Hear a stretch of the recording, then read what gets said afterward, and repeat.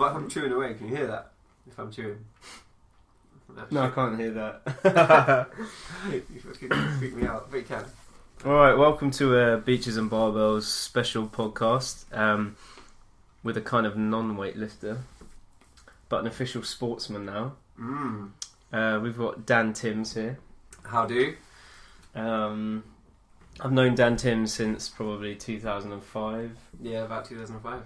I was a small boy, 13 years old, training parkour in South Bank in London. And Dan came down from Leicester for a day. Yeah, you remember a cheeky little London kid. Met that day, did some PK. There we go. And then, how many years on? Oh my god, 11 Yeah, years. don't add it up. Don't do it. Dan's going to be 30 this year, as he let me know, so we're all feeling a bit older. Going senile as well. Yeah.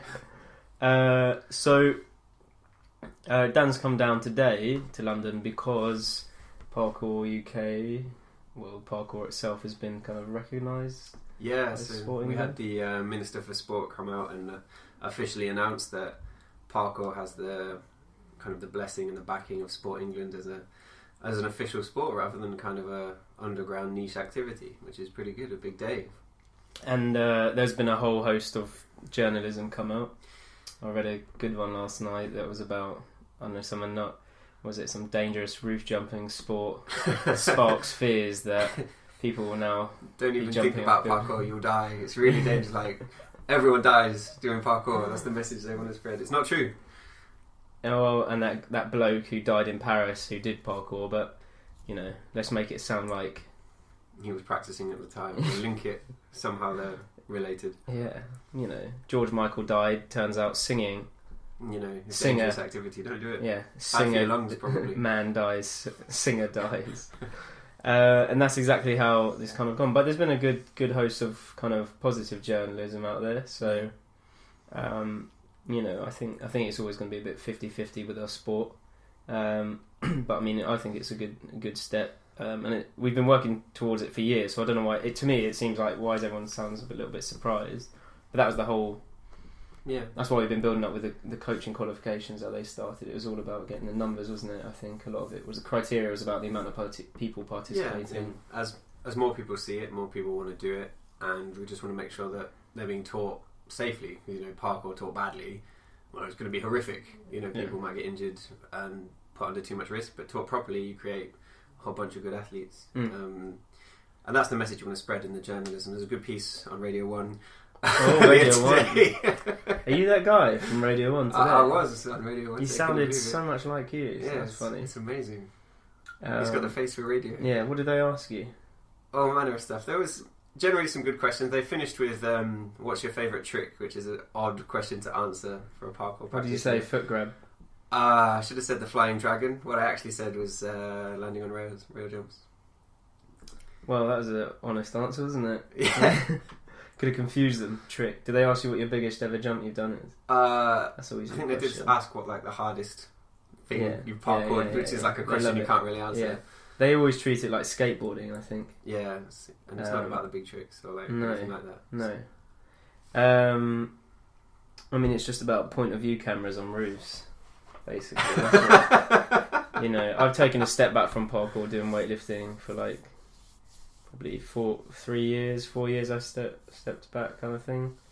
And it's worth pointing out at this point that Kristian was a level 2 coach and, you know, good at teaching it in his own right and a good practitioner. Thank you, Dan. Thank you. Yeah, no, I think I was kind of at my peak when the level 2 came out in terms of ability, the level 2 coaching, and anyway, I've just seen the way videos have changed, the way people do it. It's definitely changed a lot. But I mean, there's so much more media out there in the same way weightlifting's grown. But weightlifting's like one move for 2 seconds. You know, whereas parkour, there's so much more. Like, here's a little montage of what I did today. And on one hand, the filming's kind of improved too, but there's a lot of videos that look really good, but the parkour is not as good. Can be shot really well. Yeah, I mean, now everyone's got HD on their phones, whereas back in the day it was like the big boys had the huge cameras. Huge cameras, good quality media. Giles had a big camera today. I asked him if he was a Ghostbuster because it looked like one of the guns with the screen on top and everything. I messaged him today. Did you? Yeah. Well, we want to have a nice bit of filmography going on with what we do. And I remember Joel's worked a lifeguard shift, or like for the whole summer he worked as a lifeguard, so he could save up enough money for like a £800 HD camera. Really? Yeah. I didn't know. It's the first time I've actually met him in person today. Oh, really? Yeah, really. Yeah, his nickname used to be the Human Alien, and then that turned into Human Galien, didn't it? So I don't know. poor bullying online on the forums. That is savage, those forums were. Yes, they were. But he's kind of, he went in and out for a bit, didn't he? And then he kind of came back with Visive Productions. Worth checking out, some good content. Definitely, there's some amazing content from Visive. But that's what I mean. Those are the guys with the amazing cameras and really good quality filming, and the parkour was good, obviously, as well.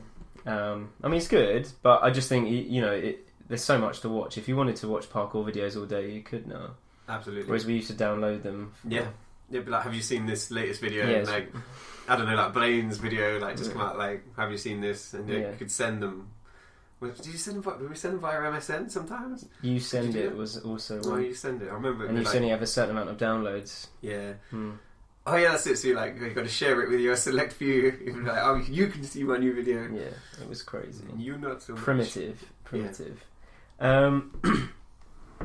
But yeah, we got you on this podcast because I thought there's a man with more comebacks than the comeback king. Yeah. So was it when I met you? You hadn't broken your leg, had you? No, I hadn't done that. So when did you break your leg? 2006, I think it was at the end, like summer holidays, at the end of my first year of uni. Yeah. So do you want to tell everyone how that happened?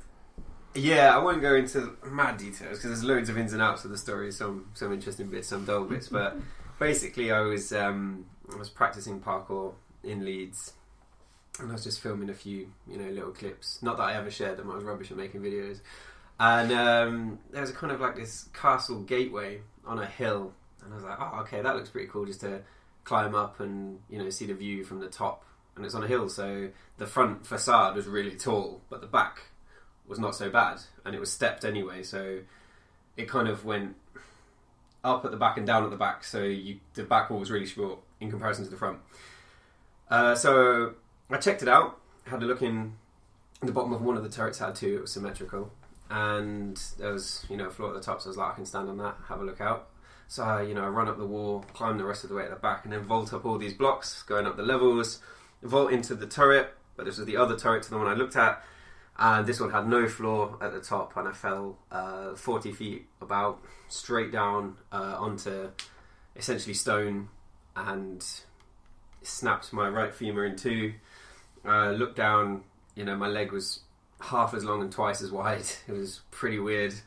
And since I'd done my recce, but before I did the climb, a group of lads had gone to sit in the bottom of the other turret, and they were puffing away on their weed and a bit stoned, and all they saw looking through these doors was a guy just fall and smash into the concrete and then just be lying there, and they had no idea what was going on. So they one of them got up and came across and was like, "Yeah, mate, you alright?" And I was like, I think I've broken my leg. I said, I think I've broken my leg. I wasn't accepting it. And it was the one time, and I've never done this since, the one time I went to do parkour without my phone. And what a rookie mistake. Like Sod's Law and all that. So I said, can I borrow your phone? I think I need an ambulance. So, call for the ambulance, and I'm lying there. And while I'm lying there, this bottom of the turret that I'm lying in has a door at one side and a door at the other side you can walk straight through, and there's also a path around the outside, so you can go round it or through it, and it makes pretty much no difference. So I was lying across there, leg in pieces, and this couple with a pushchair turn up, and they stop at me, come through one of the doors, and they're like, "Oh, can you get up and move out of the way, please? We'd like to get our pushchair through." And at first I thought, okay, they've clearly not seen my leg, so I said, "All right, I can't move. My leg is broken." Point at the leg. So can you just go round? It's just as easy. Like, there's a path and everything. And they're like, "No, can you just blocking it? Can you get out of the way?" And I was like, "Guys, broken my leg." And then a third time they pushed it, and I just snapped. And I was just like effing and blinding at them, like, what are you doing? Like, why are you asking? Are you literally stupid? So I had all that to deal with before the ambulance turned up. And yeah, they turn up, they give me some pain relief. It's pretty painful, but not as bad as I thought it would be. You must have been in shock. I mean, yeah, how I much think you so. felt. Yeah, so they put the splint on my leg, but they put it on too low, so it wasn't supporting the brake. And then when they're driving the ambulance cross country, it's just going over all these bumps, and my leg's just flopping about a bit, and it's horrendous. So many things about it were horrendous. So yeah, fell all this distance, broke my leg. But it was weird. I think the parkour, although it got me injured, the training kept me alive when I was falling, because I didn't panic. On the way down, as I was falling, I went across and I hit one of the walls of the turret, and I had to push off of the wall to get back into the middle, and it like scraped up my forearm. There's loads of cuts.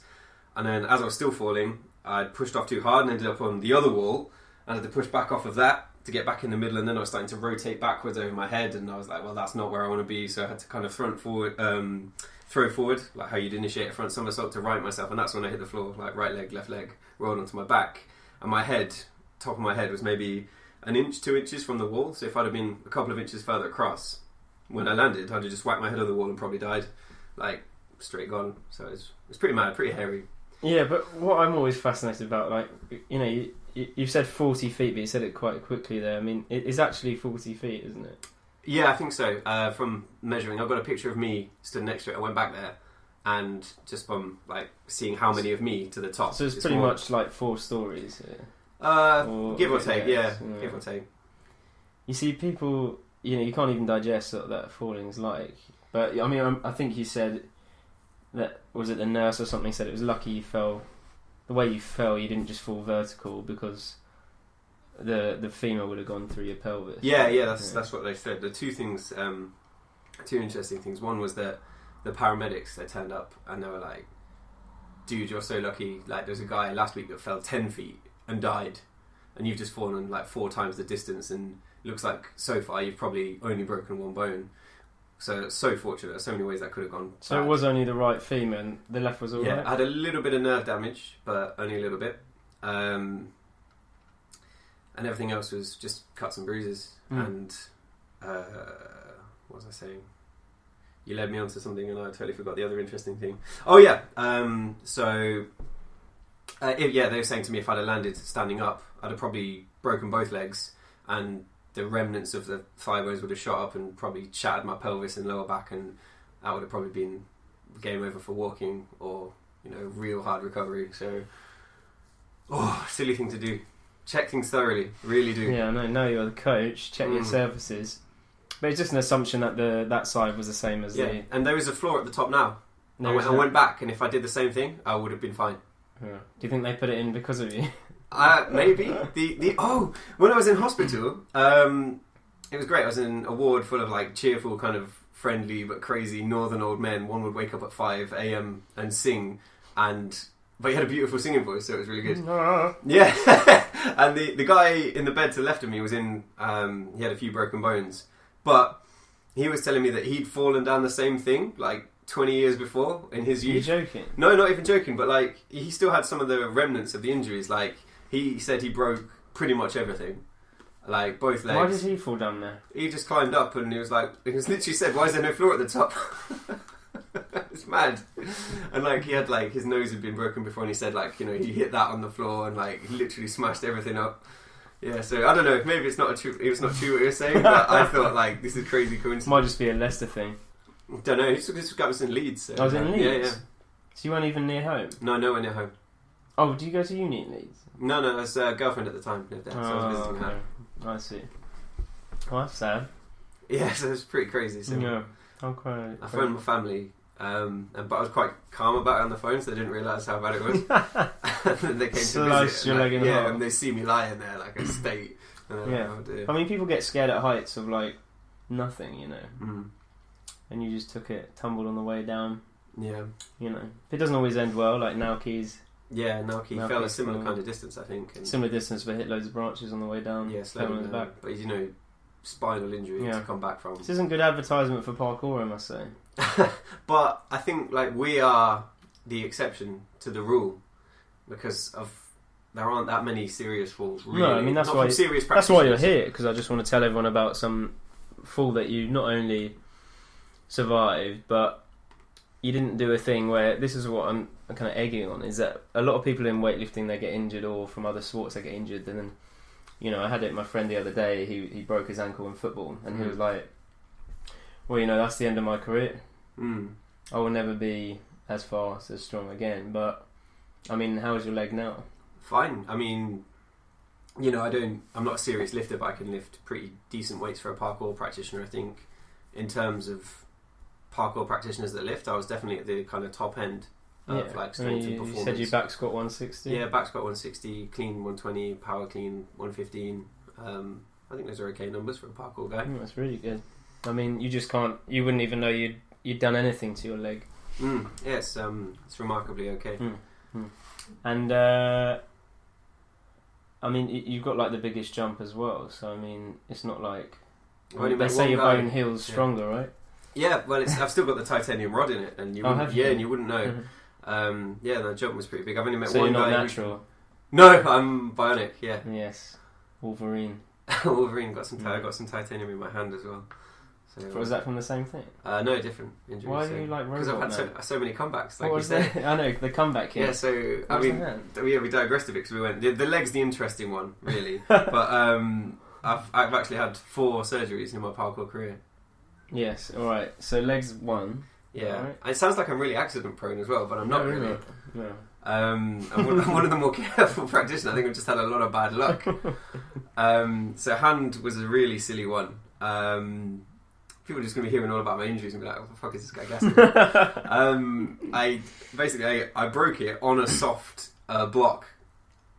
How stupid is that? You were just punching a block? Yeah, no, I just got angry and No. I was watching some of my friends running around the gym, and I was just going to do a dive Kong over this block. It's like 8 feet long. Oh, yeah. And just because I wasn't really paying attention. Dive Kong's like a vault. Yeah, it's like a vault where your legs kind of go through your hands. And I hit the block with my hand on the way up, did the vault, and I was just like, oh, really? I thought I'd sprained it. I thought I just pulled the index finger straight towards the palm and sprained it.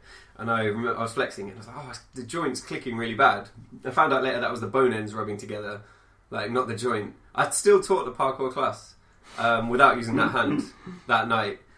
And I didn't go to A&E until the next morning. What part did you break? The metacarpal? Third metacarpal, yeah, so I've got this S-shaped I thought it was really hard to heal those. What did they do? Well, they tried to set it naturally, and I said, well, because of my sport, I need it to be, functioning properly.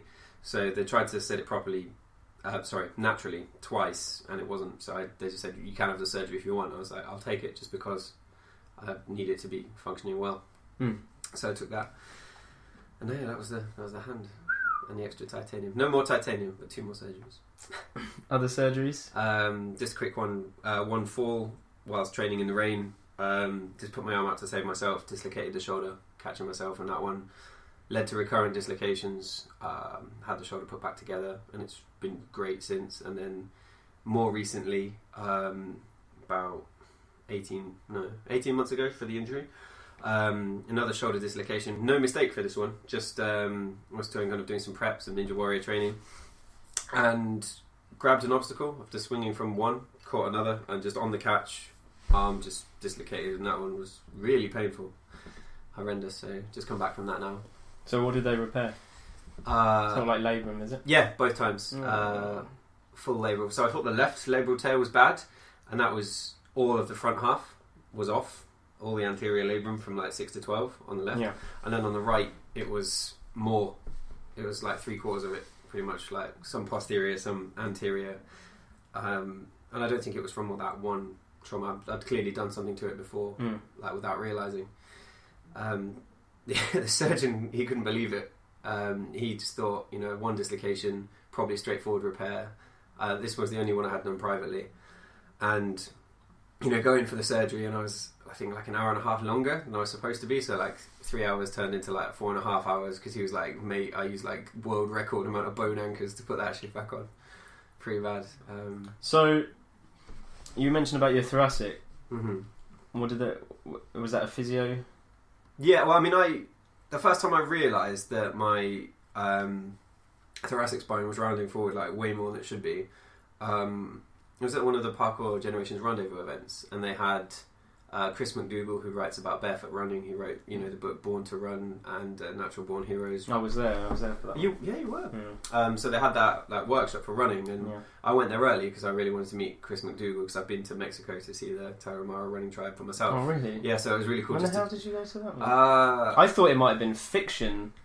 No. His sensationalist writing. No, it's changed a lot since he wrote it, but you can still see like how they're pretty awesome. So I wanted to talk to him about it, and they had a coach called Lee Saxby come in. He's like a barefoot running coach, and they're doing all this analysis. And out of most of the parkour community, I'm probably one of the ones that's done some of the most actual running comparatively, and I really wanted to see how my running was different to just I say regular parkour practitioners. That sounds like I'm kind of disparaging them, but I'm not. Like other parkour practitioners, and see if there was a difference.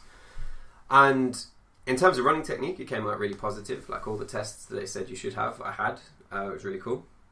But I noticed when I was watching the replay from the side of me running, all I could look at was my thoracic spine and how far forward my head was. And I was like, whoa, what is this grotesque nonsense for somebody that, is coaching and is maybe taking care of themselves? How have I let this happen? And I wasn't quite sure. I think my upper traps were way too tight and way too overdeveloped. And then, that was causing me to hunch. And I think I wasn't activating my glutes properly either, so I had a load of anterior pelvic tilt, and I think all that stuff combined meant that my scapula, wasn't retracting properly, and that meant when my arms overhead, all the stress is going on the labrum and the connective tissue because the joints are fully end range, exactly. And that led to it. Yeah, no, that's exactly what I wanted to hear. So that's why I try and stress with parkour people and weightlifting people how intertwined, the positions we get. So when you do a lache, when you swing from the bar, you need a lot of thoracic mobility to get a good kind of swing. Absolutely. When you jerk, you need good thoracic mobility. When you snatch, you need good thoracic mobility. And a lot of people, you kind of started on your PhD journey, didn't you? Yeah, I did. I did a kind of year and a half of cardiovascular science research. You were engineer though, weren't you? That's right. So engineering, undergraduate and masters. Yeah. But my theory being is that you spent a lot more time reading, sitting at a desk. Yeah, playing too many video games, probably. Literally, training when I couldn't train. I was playing games. I was, or working. And this isn't good for your thoracic. No, this isn't. No, it wasn't. Good for scapular retraction. Not at all. And it's annoying sometimes that, in order to learn stuff, like you have to get injured first. It's like that kick up the bum to.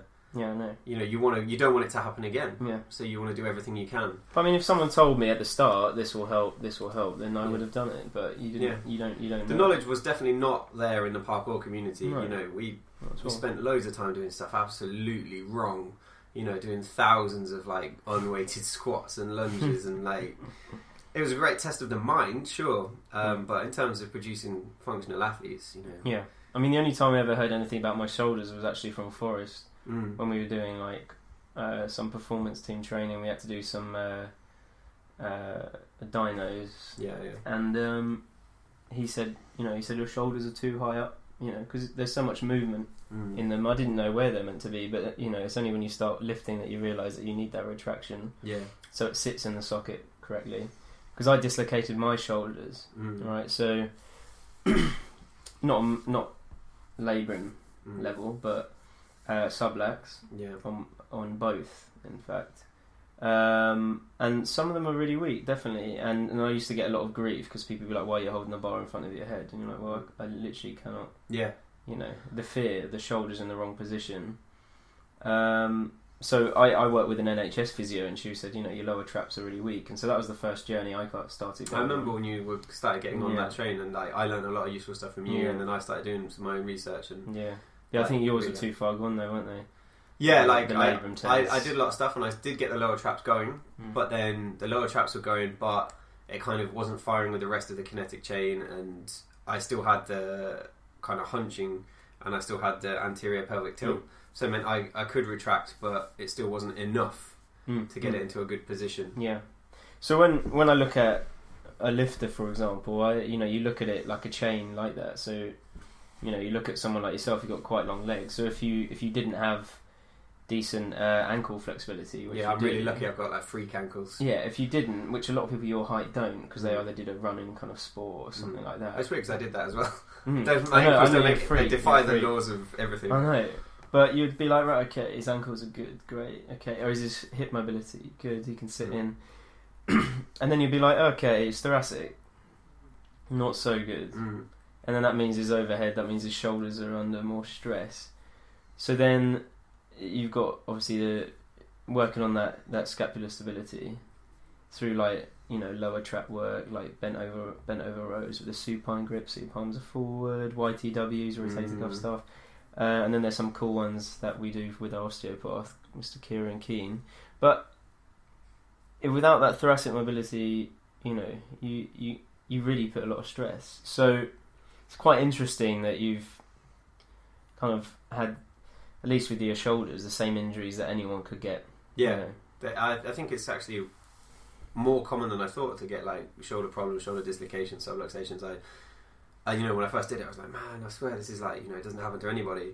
And then actually, you speak to people like, oh, I've had this with my shoulder. Like shoulder problems are rife, and I think. But people always say, look, I was playing rugby when I was 14 and I dislocated my shoulder, and that's just me. It's always a weak shoulder. It comes out sometimes, and I'm like, are you crazy? Yeah. Do you really want that for the rest of your life? No, I didn't want it. I wanted to snatch. I needed to learn to snatch because I dislocated subluxed my shoulder in the first 2 weeks of training weightlifting. Seriously? Yeah. And for some reason, my coach actually sent me the details to get the referral to Mike Arani, who was a weightlifting coach. I think he works in the IWF as well, and he's definitely on the British weightlifting, maybe EWFers. But anyway, he's the on-call doctor. So when Mr. Lifter snaps his elbow on stage, he's the guy running on. But I went to see him. I don't know why my coach decided to help me. I hadn't proved myself to be worthy, but he did, and Irani helped me in a really short time. I managed to get a physio with the NHS. That's good. But he said, look, you're the fittest guy I've had in all day today. I think your shoulders are fine. Oh, really? Actually, I had a problem similar to that when I went in after having repeated dislocations, and I finally, because I did it on the NHS, had to wait for ages. Not knocking the NHS, though, honestly, it's done me a great service. And I was finally getting to see the consultant, and instead I got seen by the registrar. Not necessarily a bad thing, just someone with a bit less experience, and like his kind of chief physio. And I'd already had a bit of private physio, and hadn't really done anything. And they looked at it, and they have kind of two tests they do. They've got the sulcus test, which is where they kind of pull down on your arm and they look for kind of gapping, I suppose, to appear in the shoulder. And the posterior apprehension test, where they literally lie you on your back and they take your arm. Sometimes they do upright. They take your arm behind you and just see like how it feels, how you react. And from the strength and conditioning background, those tests come up negative, and they were just like, we're just going to give you loads of physio. And I was like, please be careful with this decision, because this parkour is my career, it's my job. And when I said that, somebody went out the room and like had a word with the consultant. The consultant actually came in, and I think he only came in because he was like, oh, you've got an interesting job. Suddenly, you're not some guy off the street. I actually want to talk to you. And I was a bit annoyed by that. And he looked at me and he's just like, I think you need surgery, let's have a scan. Scan comes back, and no amount of physio would have fixed that labral tear. There was like a grade 4 biceps tendon tear. Everything was like grade 3 or 4. It was messed up. And so I was almost, kind of cock blocked from getting my surgery. Yeah. They are. I mean, they do just by these tests that work on people that don't train. I know. There's a massive serious issue with that. But that's why the NHS is, it's meant for everybody, but not so much for sportsmen. Yeah, I think it's tough. But yeah, like I say, that's why I was lucky. I had a physio who knew it was important, and she actually went home, did research, and then came back. And I've had actually some really good physios in the NHS, but a lot of them work privately as well. So it's not. That's true. You do get a good mix. But it's that kind of thing. Like with me, it was okay. So I did the physio, and it's got better, but it took 3 years to really build up. And no one else really showed me how to build that up, So that was a lot of trial and error. and I think I'd read Klokov had ripped his shoulder doing, like, trying to beat his dad's jerk or something. Oh, really? And he'd held on. It was going behind. He held on, and his shoulder went. But that's why you see him doing a lot of snatch behind the neck press and things like that. And he's got really big kind of muscles surrounding the scapula. That guy's just huge. Yeah. So I just thought, and Kazim Panjabi, he's dislocated his shoulder at the Olympics. Yeah. So people have done it, and they come back, still snatch 140. It's just not something that, with weightlifting and my mentality, it's like you may have to get, be put under the knife. My coach says avoid it as much as you can. Yeah, so it's kind of a last resort. Like, I mean, for parkour, there's a lot of hanging, a lot of swinging, and the risk is great unless everything's intact. Yeah, exactly. But I mean, you say to yourself, "This is I want to come back," and I think a lot of people will go like, "Oh, it's just that's me. It's just how I am." You've come back. I've got a dodgy ankle. You've come back and you're like British champion in your category. So thank you, sir. Yeah, exactly, and that's the kind of thing. Hopefully, it'd be a bit more inspiring for people to hear. Look, this man's fallen 4 stories, snapped himself, come back even stronger. Yeah, been one of the all-round fittest and strongest. Smashed his hand. Now he's bionic, man. I am. And I don't set up metal detectors in the airport. Yeah, though. but the shoulders, how are they going? It hasn't been that long. No, very recently. I remember doing the first pull-up, and that was fine. Going onto one arm. First time I tried it, my mind was just like, no way. And then like, 2 weeks later, I eased into it, and I did it for a few seconds, and I'm getting towards that point where I start to be able to kind of swing around, brachiate, but just baby steps. So it's feeling good, and I think from this injury I think the previous one I learned about scapular positioning and all the activation around that joint, and this time I learned more about looking at the rest of the body, like upstream and downstream of the injury, to make sure that everything's positioned and firing as well as it can be. Which your mid-back, thoracic. Yeah, thoracic, and like even my glutes, despite having like being fast and having a big jump, like my glutes weren't really working the way they should have been, and that just shifting those positions so that my scapula can move better. So again, obviously it's like empty bar at the minute, but I'm doing like SOTS press, snatch balance. And it's more comfortable now, I think, than even before, despite it being early days, because I can feel everything activating as it should in the right place, and it kind of burns a bit more because that's not as strong, but they are doing the right work, and that's really important. Yeah. So, I mean, I think it's definitely important for people to feel when snatch is working, at least the overhead squat, it's the whole body that should be tired. Because everything should pass onto the next part, and a lot of people they hold their chest down, their bum back, and then you feel it all in the shoulders, or in just one point, maybe probably hyperextending your lumbar spine, and God knows what else. But when you feel like the jerk in the right position, it's just a whole body tiredness. Unless you've got a specific weakness that's going on. Should feel like this is all working as harmony like that, and I don't think people, when the signs come, when there is that kind of localized pain or tiredness, you should pick on that stuff early. And I think the best thing my coach did while I was building my shoulder back up is every time I said, he'd always look at me if it was a bit dodgy, and he'd say, "Where's the shoulder?" And I'd be like, "Yeah," and he said, "Leave it." All the time. And this is a guy who was like a national coach who's used to seeing people snatch decent weights, and before that he was kind of had a reputation of always pushing, but I don't think it's strictly true. From everything I've had with Mike Pearman is knowing when I should push it and knowing when to step back, and when you're coming back from your injury, that's exactly what you got to be careful of, because you haven't got a timeline. You haven't got. Sometimes I have. I've got a competition. I don't have to peak for a comp. I just want to keep getting stronger till I'm having to invest all my time and get stronger. At which point I've probably filled the cup as much as I need or can do for parkour.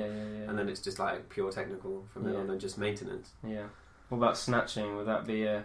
I'd like to do it. I think just from observation. I mean, I know you said like lifters have had shoulder problems, but in my eyes, people with the like strongest, most stable shoulders seem to be like ollie lifters and rock climbers.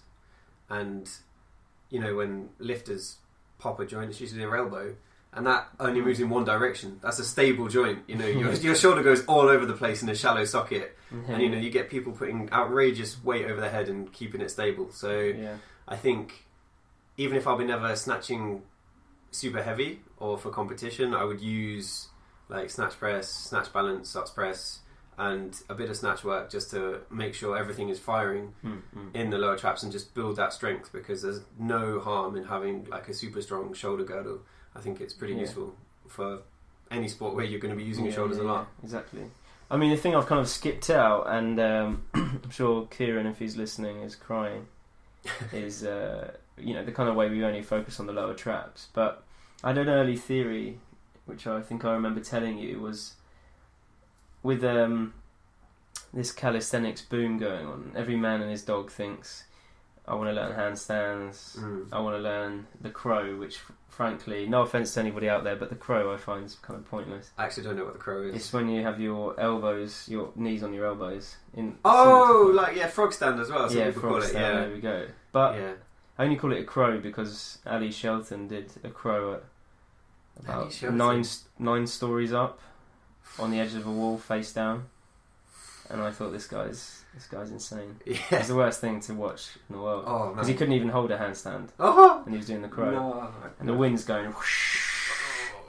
Anyway, back to the story. So with the press to handstand that we do, you know, you call it like a tuck planche. Yeah, I think that was one of the other things that gave me so much upper trap activation. This is my point. Yeah, I had a strong planche. I could do a solid straddle planche for 10 seconds. But me and you, straddle planche for 10 seconds. Yeah, seriously. Freak level. Yeah, but definitely took me a year. Though. Anterior deltoid dominant. Yeah. Upper trap dominant. Yeah. Me and you are one of the few people that do a bent arm press to handstand, right? I never got the straight arm one. Yeah, though my planching was good, but my handstands were terrible. Yeah, but me and you both the same, and we both had overactive upper traps. Yeah, 100% from all that bent arm here, shoulders in front, and obviously my thoracic's not that great either. And then we both did a lot of academia, sitting down at a desk, so everything was a bit forward. Yeah. And even like protracted in front. Yeah, climb ups and like waist position in parkour. It's all like protracted stuff. Yeah. And I did a lot of that, and I didn't do as much swinging. Yeah. So, you know, became very anterior dominant in the upper body, and it did pull me forward. I didn't realise. Yeah, because no one tells you this stuff. I'm making planche gains, you know, holding a straddle planche. Like the first time I saw one of those, that blew my mind. To be able to do it was, you know, something else. And I was making all these strength gains, and I was just kind of didn't take that step back to look. Yeah, but no one knew back then. No. And why would you need to? Because you're doing exactly what you need to do. You can do your muscle ups. Yeah. You can do. You know, all these tick boxes I had. I was like ticking this. Man, I must be well strong. Yeah, I can do pistols. Yeah, pistols cross. Yeah. Pistols cross. But you know, and that's the kind of thing that I think now we're going to see a lot of it. Now people are doing a lot more functional training. So you're getting guys doing a tuck planche or press to handstands, and along with snatching, along with kind of, I don't know, strange bar work, like all of that combined. If you haven't got those stabilizers there, we are going to see, I think, a big growth in shoulder injuries. Yeah, you've got to be careful to avoid it, especially now. You know, I'm coaching full time. I don't want people to go through what I've been through. And I wouldn't say I'm overprotective, but I'm definitely more aware and like of how I can help my athletes and my students, you know, protect themselves. Yeah, but I mean, if any of us can catch it early, you know, we have loads of students at Brunel, and I always try and catch something early if I see it as an issue. You know, but there's only so much I can be there, and only so much I can see, and kind of, and only so much some people will listen as well. Yeah, no, that's the killer. That's probably the biggest killer. Like once you tell them once, if there's not a reception there. I mean, I was guilty of that when I was maybe like starting parkour. You know, I was like shining star academically. You know, a bit of a know-it-all, thought I knew everything, and then like I had to just realise that I didn't, and you know, actually empty my cup and start the research again. Empty the cup. Yeah. Yeah, and I think any man that comes into the gym, if they're usually already training in the gym, the ego is already there. which is a problem. That's why the best weightlifters are usually non-gym people, you know, come from like an athletic background or gymnastics or martial arts as well. Yeah. So shout out to Howard, MMA man. But yeah, I mean that's quite a good way to think about it in terms of, you know, how both our sports cross over, because they're both incredibly demanding. You want to avoid injury as much as you can. Absolutely. But the training of the sport increases your risk of injury, you know. Generally from both sports they're overuse injuries, you see, rather than like severe leg breaking. I mean, I was having a discussion with Tim, he's one of the guys that coaches at Jump Parkour with me, and Chris Scott as well, who he's just kind of finished his degree in sports therapy, and we were just talking about injuries over our kind of parkour careers. And you know, Tim, he's had so many like little niggles and things, and I'm the complete opposite. I've basically never really had niggling pain, but you know, had these like stupid, outrageous like trauma injuries. You've had some good time off with them, though. Yeah. And Chris just pipes up and is like, that's the difference strength training makes. Being strong in your sport, being strong for parkour, you know, your joints are relatively stable and protected by the musculature. And you know, Tim doesn't strength train anywhere near as much as I do, and you know, he's a super good practitioner, but you know, never has traumatic injuries, but does get niggles from time to time. And I keep nagging him, saying, you know, get stronger, like, unleash the beast, and it'll protect you from the niggles as well, because niggles often take longer to recover from sometimes.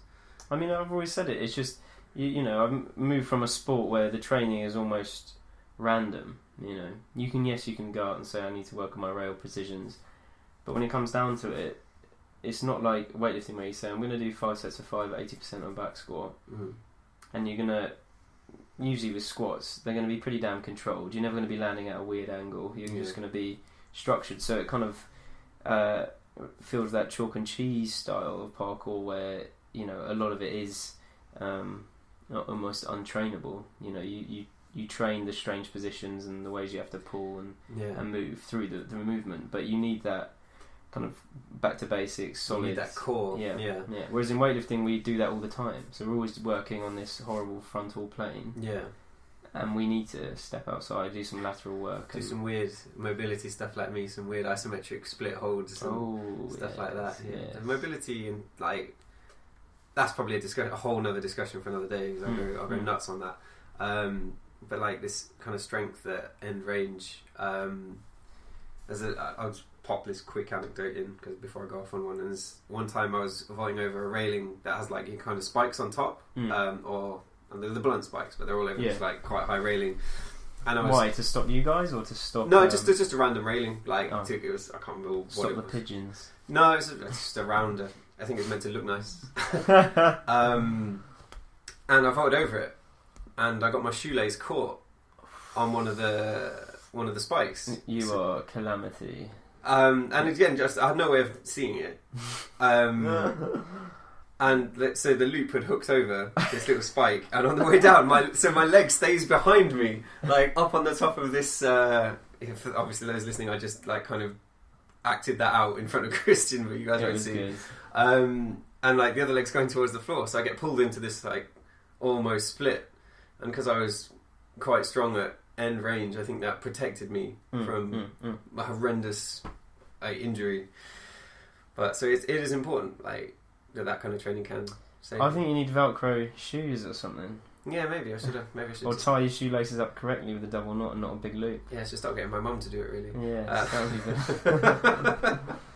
be good. So you're down here just for the day, and now you're going back up. So what does your average week look like? At the moment, trying to build back up to where I was, because I didn't realise that I'd done okay in my opinion. So in terms of training, it's lifting and physio stuff and mobility on a Monday. It's quite a mammoth session. I do some track work on the Tuesday. Wednesday is lifting again. Hang cleans at the minute. I'm so bad at them. They're horrendous. You guys are mad. when they're getting crushed by a hang feed. So Thursday I do kind of some upper body, like swinging stuff, a little bit like Ninja Warrior stuff, improving grip. That was Thursday. Friday's kind of working on the weaknesses in my lifting, so like unilateral work, like Bulgarian split squats, that kind of thing. Saturday I run, Sunday I do parkour. It's a pretty hectic week at the minute. Somehow I'm managing so far without being burnt out. We'll see how long that lasts. Yeah, and how much coaching? Quite a lot. Pretty much every day at the minute, I think. Because you run Jump Parkour. Yeah, we coach. Formerly known as... Leicester Parkour Association when we first started, yeah. And then you were like, damn, this area is massive. Yeah, well, we started getting requests for coaches just around the Midlands, and it's hard to be a level 2 parkour coach, so we spread to other areas, and we spoke to the local practitioners, said, look, we're not treading on your toes, we've just been asked to do this and we're the coaches, so we'll go there. And now a lot of these guys from these places are involved with us, like coaching for us, like Chris I was talking about earlier, and Jack from Coventry. Really cool. So yeah, that's kind of us. We've just evolved and grown. That's good. It's good. I mean, you've got obviously Parkour Generations based in the London town. Yeah. I think sometimes we always get job requests of places around the southeast, but you know, it's always been a central London thing. Yeah, never. But you found there's enough demand. Oh, absolutely.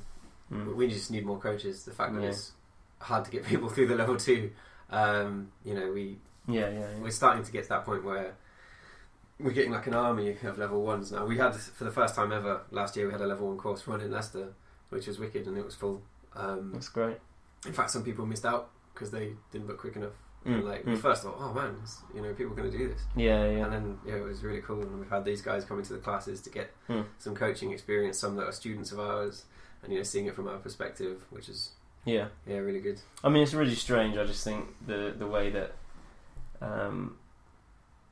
the kind of knowledge of each practitioner years ago was obviously so varied, and you know, people argue against whether standardization is good or not. But when it comes down to teaching, there's enough openness in the qualification that you would never have a problem with your own views. You know, the whole idea is trying to get to a point where you've got coaches that you can kind of rely on to teach safely and understand the sport properly, so that frankly we're not in a position where it gets banned or we just don't want some idiot like teaching people to go up on high stuff and just jump off it. Like there are some ghastly YouTube tutorials where some people pretty much just say that. I'm not going to mention any names, but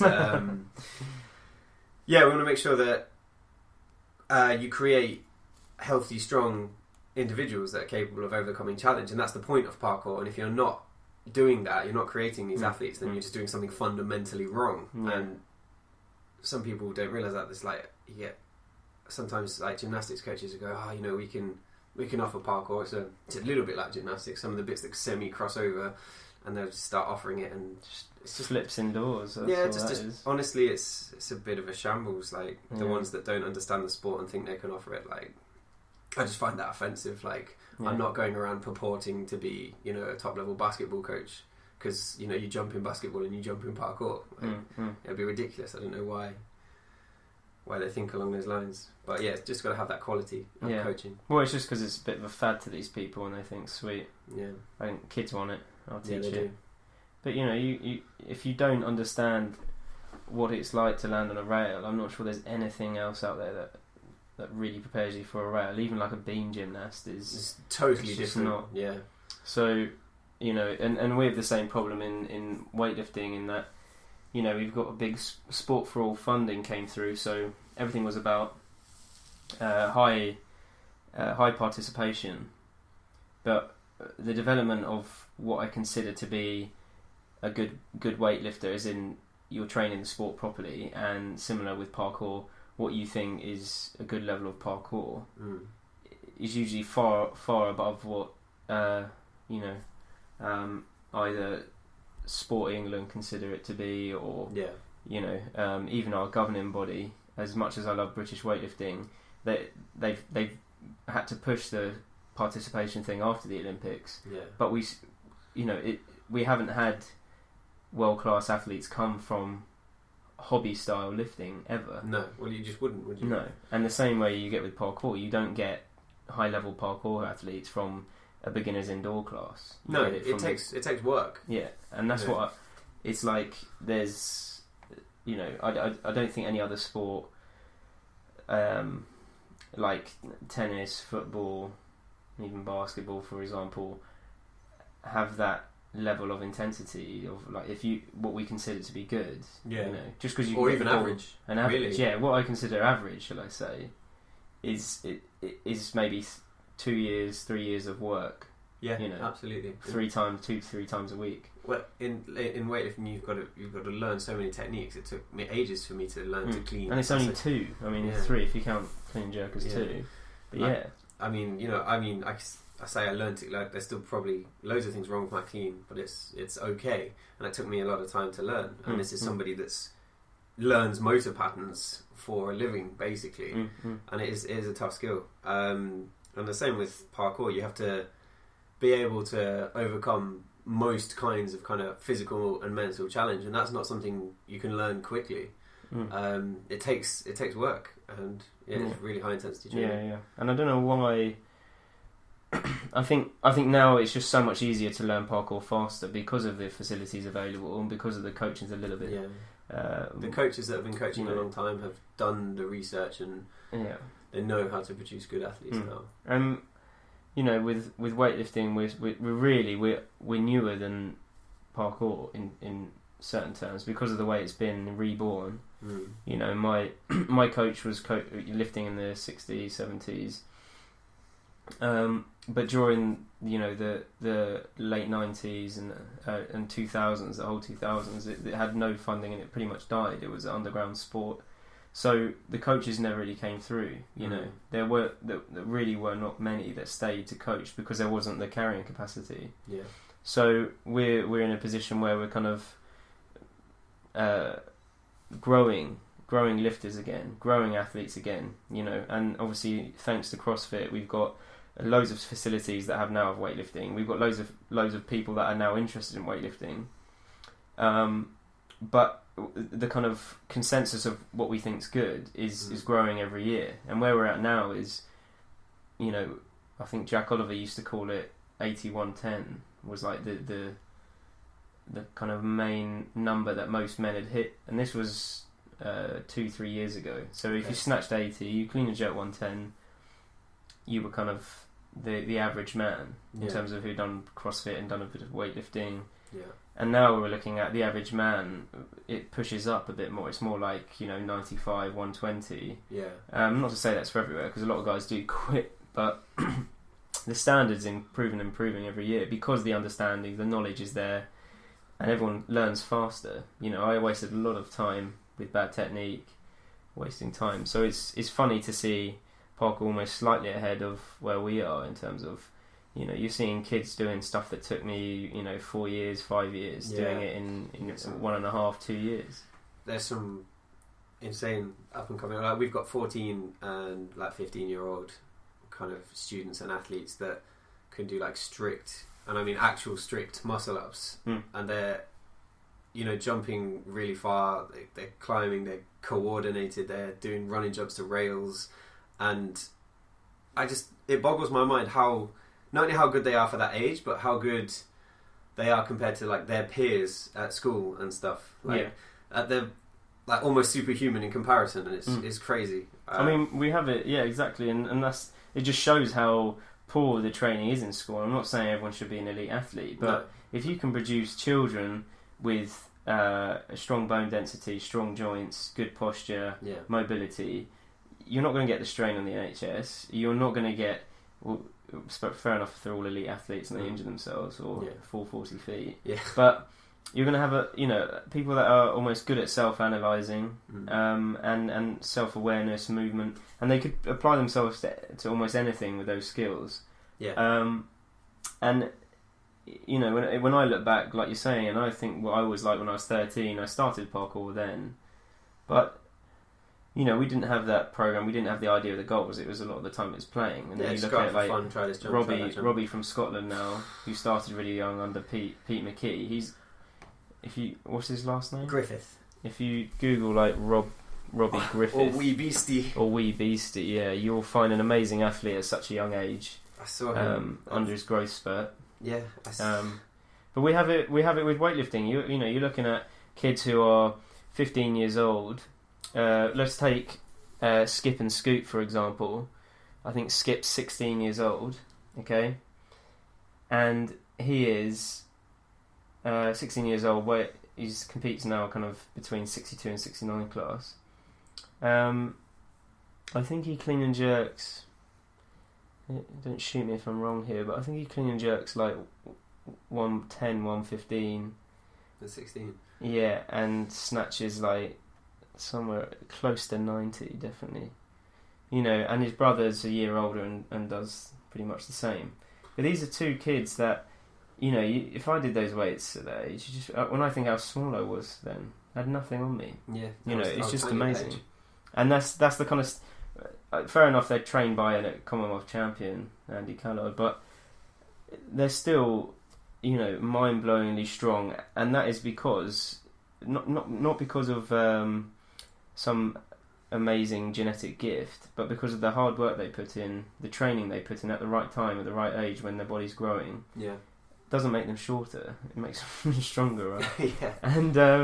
And parkour's the same. You get people where their brain's fresher and they're younger. You're going to have kids snatching, I don't know, like 100 and 110 by the time they're 16, 17. If he's like a heavier bloke. Yeah. And then what is a 25-year-old going to do? Something I can tell you what, the old generation 25s aren't going to be doing as much, but once that kid gets to 25 and you've got the competition, it'll be amazing. Yeah. It'll be amazing. It's a bright future for both. Yes, exactly. Now you're a recognised sport. Yeah, now recognised. Well, we've kept you quite long. You've got to head back to Leicester. I've got to get the train. I've got to be on the radio again tomorrow. Famous. Nah. Which radio is this? BBC Radio Leicester tomorrow. Radio Leicester. Radio 1 today. That'll be the pinnacle of my media career, no doubt. Oh, do you know what time it's on? I'm on, I think, around between 11 and 12 tomorrow. BBC Radio Leicester. If you happen to be in the area and listening, tune in. I'll talk a bit about parkour and recognition. Oh, yes. So, where can we find you? If people want to do parkour in Leicester, or that area, I should say. Yeah, if you're from the Midlands, just want to talk about parkour, or give it a go. Search for Jump Parkour on Facebook or the web. You'll find us. And we'll sort you out, turn you into a beast. Beast. And we'll hopefully see you on a Beaches and Barbells holiday. Yeah, as well. I'm looking forward to that. Once my lifts have come back together nicely, I'm looking forward to getting jacked and still not tan because I have transparent skin. Yes. I'm quite pale anyways. Cody Jackson will tell you. But we're very soon to be releasing our holidays. So check our website and Facebook out. That'll be with the superstar Emily Godley, who did ours last year. And this year, if I can announce, and nobody punishes me for it, we'll be having it in the wonderful, probably the best hotel, I think, in Limassol, a Mediterranean beach hotel, which is a 4-star, very nice. Very Opposite the gym, yes. On the breakfast. The breakfast is very, very nice, and the pool, of course. But yes, we'll be providing that. So we'll be providing flights, transfers, 4-star accommodation, all the coaching you could love, and a wonderful day trip out. So for all those that want to get jacked and tanned, come along. And I would also say anyone who's got partners, we can always accommodate for them, even if they don't want to train. Just send us a message. And even families. Last year we did have a family, and they had a great time. And the little girl even learnt some snatch. So very cool. There we go. I know, exactly. World champion in the making. Yeah. And for those who don't want to come away for too long, we do run our UK events. So our next one should be February and March with Mr. Owen Boxall, Commonwealth champion. So there's a nice advertising rant for everybody. Very good. Should mention about if anyone wants to talk more about parkour or has any views on some of the stuff we've talked about, maybe hit either of us up on, I suppose, Twitter or something. Oh yes, like a troll war. Yeah. Yes, anyone who's read any dodgy journalism. Yeah, wants to chat about it. Wants to chat parkour coaching. If you've been affected by the views raised in this week's podcast, you can call us on 01805 0118 881999 725 or you can follow or talk to us on Twitter. I'm at DanTimsPK. Yeah. The thing we're all sad about, Dan, is the fact we haven't got a video of you falling that height. There almost was one. Almost. Yeah, if it was done today, 100% there would have been someone filming. I was with the girl was my girlfriend at the time, and she was. We don't mention her. She was she was filming, and she just pressed the wrong button on the camera. No. So you could have seen like. You would have seen me disappear and then crunch. I don't even think you would have seen the landing, but it would have been one of those. She pressed the off button by mistake. See, it wasn't iPhones back then. Right. Goodbye.